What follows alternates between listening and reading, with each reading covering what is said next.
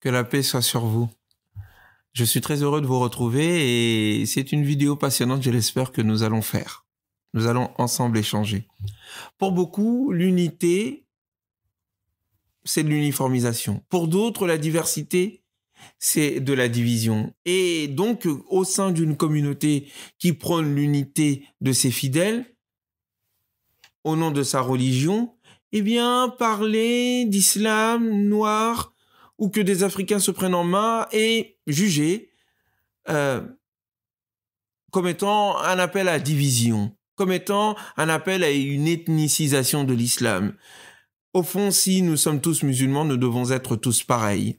Au nom de l'unité, nous devons tous rester les uns derrière les autres, derrière un certain leadership. Un leadership qui ne doit pas être questionné, qui ne doit pas être interrogé, qui ne doit pas être remis en cause. Un leadership qui, durant 40 ans, eh bien, a mis en place des mosquées sur le plan ethnique qui obéissent à des considérations, on va dire, communautaires à l'intérieur de la communauté, tout en nous disant qu'il faudrait parler d'unité et que nous fassions unité. Eh bien, lorsque nous proclamâmes l'idée la dernière fois, lorsque nous avons fait une vidéo sur le racisme anti-noir auprès d'un certain nombre de Maghrébins, lorsque nous avions donné l'idée d'un islam de France noir, nous reviendrons sur ce terme-là, dans la nécessité pour les Africains d'avoir leurs institutions, d'avoir leurs mosquées, d'avoir leur lieu de diffusion de leur culture afro-musulmane et ainsi contribuer à la richesse de l'islam, de sa religiosité et de participer pleinement au débat qui a lieu en ce moment autour de la question de l'islam en Europe et en France de façon particulière. Eh bien, lorsque nous avons fait cette proposition, un grand nombre d'entre vous nous ont soutenus. Et d'autres parmi vous nous ont critiqués, et nous entendons ces critiques. La critique est toujours constructive lorsqu'elle est intelligemment prise, lorsque nous la prenons en compte pour construire, pour avancer, pour dépasser. Il s'agit de dépasser le racisme, il s'agit de dépasser l'intolérance. Mais il n'y a pas de dépassement possible sans entreconnaissance, sans participation. Il faut contribuer.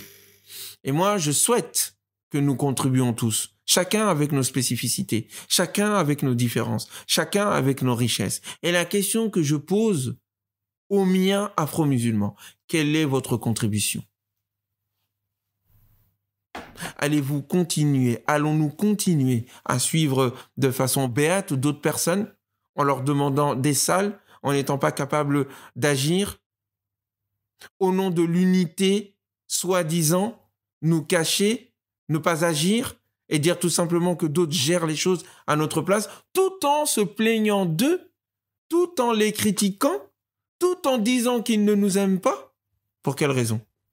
Or, encore une fois, ce leadership a mis de fait en place des mosquées communautaires. Je l'ai dit et je l'affirme. Quand nous allons dans certaines mosquées, eh bien, nous nous rendons compte que la direction faite par cette mosquée, par les membres fondateurs de cette mosquée, est une direction ethnique. Et personne ne s'en offusque.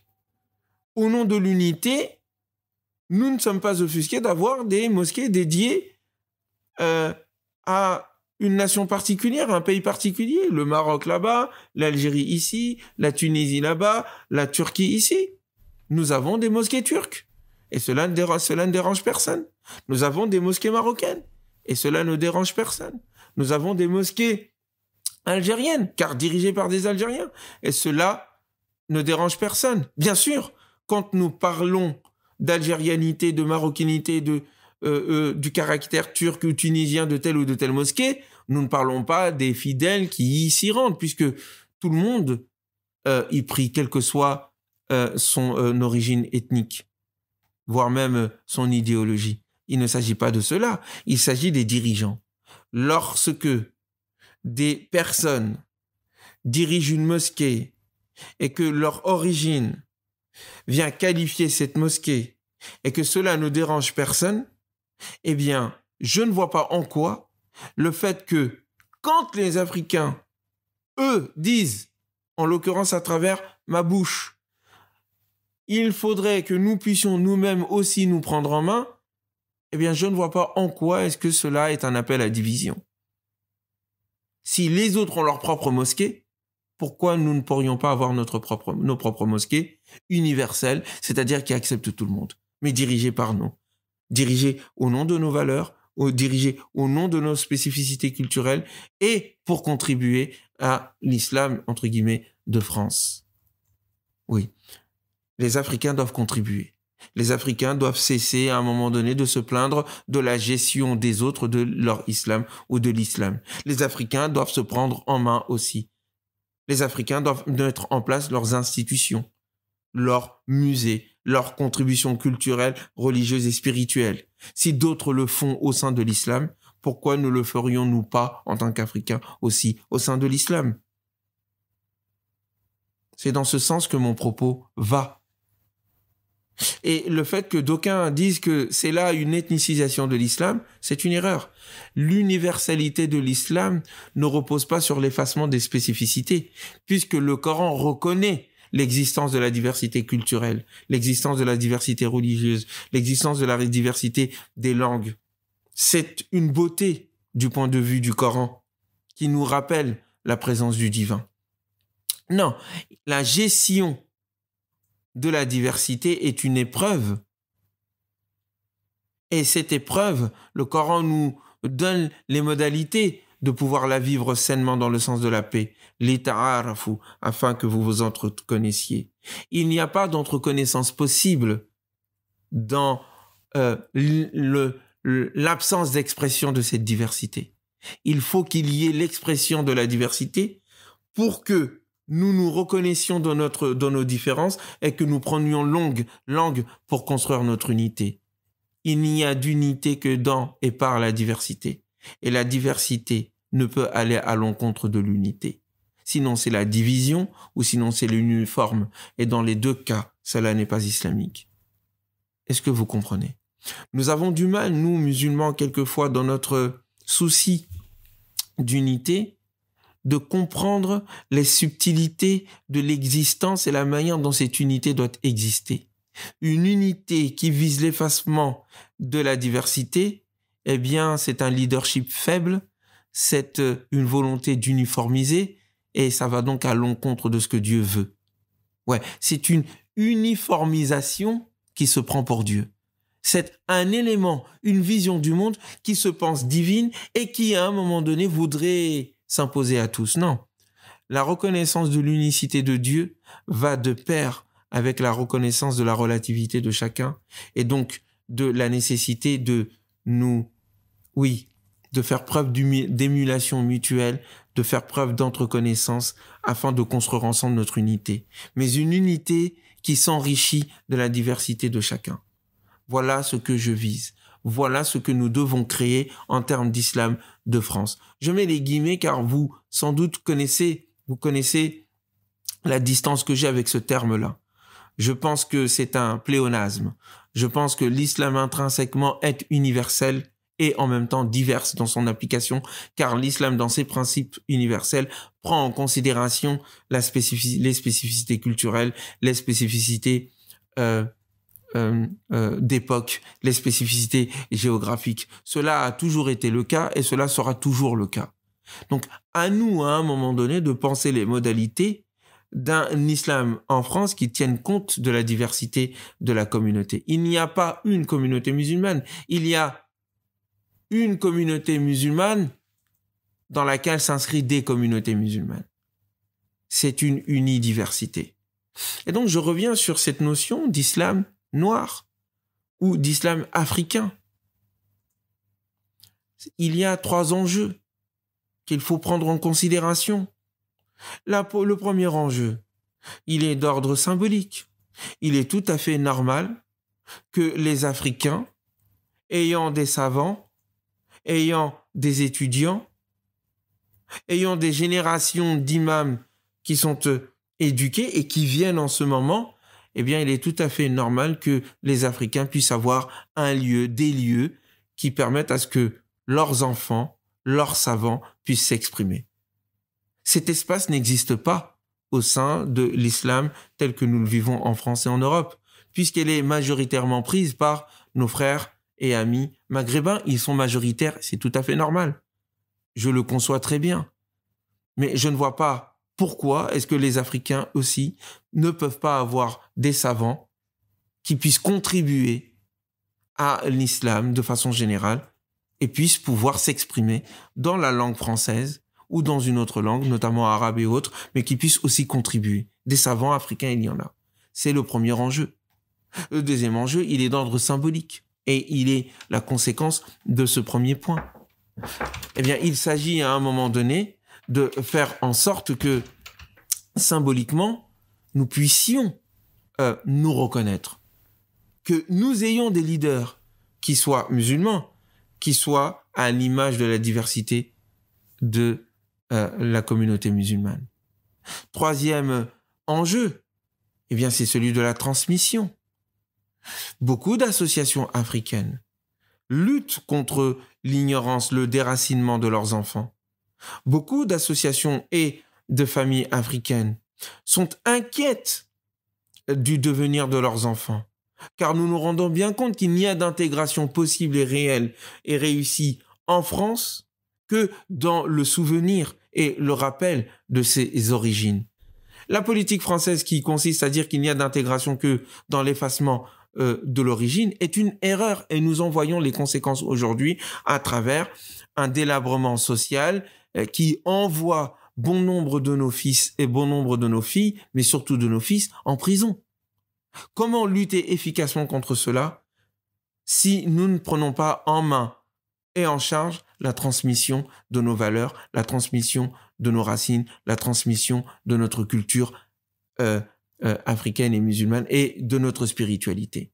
Nous en avons besoin à travers les cadres et le canevas culturel qui leur est spécifique. De même que lorsque, à un moment donné, nous allons dans un certain nombre de madrasas ou dans un certain nombre d'écoles dites islamiques, nous nous rendons compte que le canevas, la forme particulière que prend l'enseignement islamique est un canevas, une forme culturelle, avec des plaisanteries qui sont propres, avec un langage dialectal qui leur sont propres. Certes, il faudrait à terme venir à une forme d'éducation de l'islam qui soit de culture française. Il faut le faire. Mais ce cadre culturel français qui doit prendre en charge l'enseignement spirituel et religieux de l'islam, eh bien, ne peut se créer que dans la contribution de la diversité de la communauté musulmane. Nous devons construire ensemble ce cadre culturel français qui doit prendre en charge l'enseignement de l'islam. De même qu'il y a une culture française globale qui est la nôtre, mais qui est alimentée et qui est fécondée par nos apports culturels à tous. Il en va de même pour la question de la culture musulmane française. Eh bien, les Africains doivent avoir aussi, au même titre que les autres, leur contribution. Doivent contribuer et donc pour ce faire, doivent avoir les lieux pour ce faire, le cadre culturel pour ce faire, le cadre éducatif pour ce faire et les institutions pour ce faire aussi. Des institutions culturelles, des institutions universitaires qui, ouvertes à tout le monde, eh bien, est quand même dirigée par eux et leur permet de contribuer au bien-être et à l'intérêt général. Enfin, il y a la problématique suivante. Il n'y a pas à un moment donné, comme je l'ai indiqué dans ma précédente vidéo dédiée à l'antiracisme, nous ne pouvons pas dépasser le racisme si nous ne dépassons pas, d'une part, l'ignorance des uns et des autres, et si nous ne dépassons pas, eh bien, la dépendance. Les Africains, les Afro-musulmans sur le plan spirituel doivent être indépendants. Cela ne veut pas dire être contre nos amis et frères arabes, mais s'affirmer et contribuer. Il n'y a de respect que dans la contribution. Donc, ne pas être dépendant et ne pas être dans l'ignorance des uns et des autres. Et être universaliste et universel dans notre contribution. Voilà de quoi il s'agit. D'aucuns me diraient, On pourrait me dire, oui, mais cela, aujourd'hui, dans les mosquées telles qu'elles existent aujourd'hui, ou dans les institutions et associations telles qu'elles existent aujourd'hui, eh bien, cela est possible, cela existe déjà. Et je vous dirais qu'il vous suffit de vous balader un peu dans les différentes associations, d'aller dans les différentes mosquées, pour que vous vous rendiez compte que tel n'est pas le cas. Il y a un grand déficit de diversité religieuse, culturelle au sein de la communauté musulmane dans son expression. Et cela est un problème. Il y a un grand déficit en termes de diversité de courants de pensée mis en dialogue. Il n'y a pas de lieu d'entreconnaissance mutuelle. Nous sommes là, férus de dialogue interreligieux, ce qui est une bonne chose. Mais où est le dialogue culturel au sein de la communauté musulmane? Où est le dialogue entre les différents courants de pensée? Où est le dialogue au sein des différentes conceptions de l'islam qui sont toutes acceptées, Dieu merci, en général, par les principes universels de l'islam? Comment créer cette interconnaissance? Comment créer cette diversité s'il n'y a pas de dialogue? Et donc, s'il n'y a pas de contribution, s'il n'y a pas l'existence en conséquence d'entités contributrices distinctes. Tel est l'enjeu de ma proposition. Je souhaiterais qu'un jour, il puisse y avoir une association, des institutions qui arrivent à un moment donné à faire jaillir la richesse culturelle et la richesse spirituelle de la communauté musulmane, des communautés musulmanes, et de les mettre en dialogue, tel un chef d'orchestre qui arrive à faire chanter tous les instruments de son groupe de musique et à les mettre en harmonie pour donner un concert exceptionnel. Oui, le bon leader, le bon leadership, comme le bon chef d'orchestre, n'est pas celui qui fait taire pour un seul instrument tous les autres instruments. Non, c'est celui qui a l'art et la manière de ne pas tomber dans la division des instruments et de leur brouhaha, et de ne pas tomber en même temps dans l'uniformisation des instruments, mais arrive à penser les politiques d'une symphonisation, d'une symphonie, qui permet à ce que l'instrument africain, l'instrument maghrébin, l'instrument occidental qui les recouvre tous ici, en français, en Occident et en Europe, l'instrument indonésien, l'instrument turc, l'instrument indien et l'instrument de toutes les autres cultures puissent à un moment donné alimenter le concert et créer une célébration cosmique qui permet à tous et à toutes, à chacun et à chacune, d'à la fois contribuer et en même temps de s'enrichir. Et plus il s'enrichit, plus il contribue. Les Africains doivent penser les modalités de leur contribution dans ce concert général des cultures musulmanes, des cultures humaines, au nom d'un divin, au nom d'un principe divin qui dit qu'il n'y a qu'un seul Dieu et qu'en dehors de lui, le reste n'est que prison, et que la maturité de l'humanité se trouve dans la pleine conscience de sa diversité. C'est le propos que je tiens. Oui, à la contribution d'une culture afro-musulmane qui se prend en main et en charge et qui décide de contribuer comme étant, une richesse ouverte à tous et non pas fermée sur sa couleur de peau, non pas fermée contre les autres, mais ouverte pour les autres, pour Dieu, au nom de ce que Dieu lui a donné de façon spécifique, de richesse, d'histoire et de fierté.